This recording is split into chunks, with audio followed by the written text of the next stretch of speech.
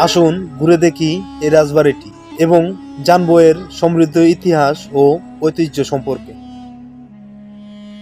ভিডিওটি না টেনে অবশ্যই সম্পূর্ণ ভিডিওটি দেখবেন। ভালো লাগলে একটি লাইক, কমেন্ট ও বন্ধুদের সাথে শেয়ার করতে ভুলবেন না। পরবর্তী ভিডিও পেতে আমার চ্যানেলটি সাবস্ক্রাইব করে রাখবেন।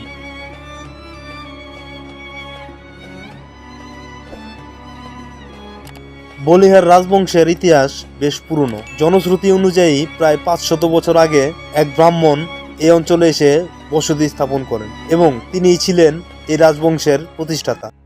তবে ইতিহাস বলে ভিন্ন কথা। বলিহারের জমিদার পরিবার প্রতিষ্ঠা করেছিলেন রাজা নরসিংহ চক্রবর্তী।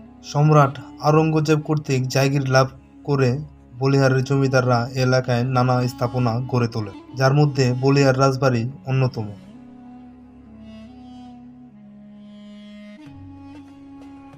বলিহার জমিদার বাড়ির অনেক রাজা উচ্চশিক্ষিত ছিলেন।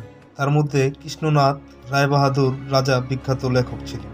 তার লেখা উল্লেখযোগ্য গ্রন্থগুলো হল কৃষ্ণেন্দ্র গ্রন্থবলী প্রথম ও দ্বিতীয় খণ্ড। দেশ বিভাগের সময়কালে বলিহারের রাজা ছিলেন বিমলেন্দু রায়। দেশ বিভাগের সময় জমিদারি প্রথা বিলুপ্ত হলে বলিহারের রাজা বিমলেন্দু রায় চলে যান ভারতে। এরপর বলিহার রাজবাড়ি ভবনটি দেখভাল করেন রাজপরিবারের অন্যান্য কর্মচারীরা। জনশ্রুতি আছে তৎকালীন মুঘল সম্রাট আকবরের সেনাপতি রাজা মানসিংহ বাংলার 12 ভূঁইয়াদের দমন করতে সৈন্য সামন্ত নিয়ে এই অঞ্চলের বলিহারে পৌঁছে। সৈন্যবাহিনী দীর্ঘ পথ অতিক্রম করায় ক্লান্ত হয়ে পড়েছিলেন। তাদের বিশ্রামের জন্য এবং সেনাপতি মানসিংহের পাঠানো গুপ্তচরের মাধ্যমে 12 ভূঁইয়াদের খবর জানতে মানসিংহ এই রাজবাড়ি এলাকায় যাত্রা বিরতি করেন।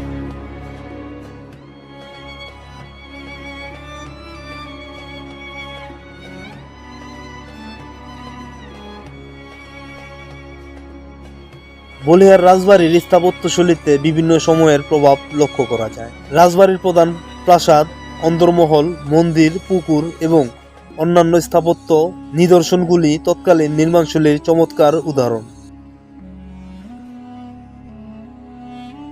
রাজবাড়ির সামনে রয়েছে রাজবাড়ির বিশাল গেট।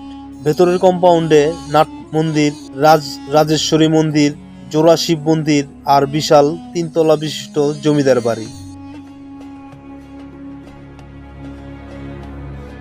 বলিহারের জমিদার বাড়ি এলাকায় বেশ কিছু পুকুর বা দিঘি ছিল। এর মধ্যে মালাহার, সীতাহার, বলিহার, অন্তাহার বেশ উল্লেখযোগ্য। কালের বিবর্তনে বলিহার রাজবাড়ির সেই জৌলুস আজ আর নেই। অযত্ন আর অবহেলার কারণে অনেক অংশই আজ ধ্বংসের মুখে। প্রত্নতত্ত্ব অধিদপ্তর ইতিমধ্যেই অনেকগুলো সংস্কার কাজ করেছে। বলিহার রাজবাড়ি কেবল একটি স্থাপনা নয়, এটি এই অঞ্চলের মানুষের ইতিহাস, ঐতিহ্য ও সংস্কৃতির প্রতিচ্ছবি।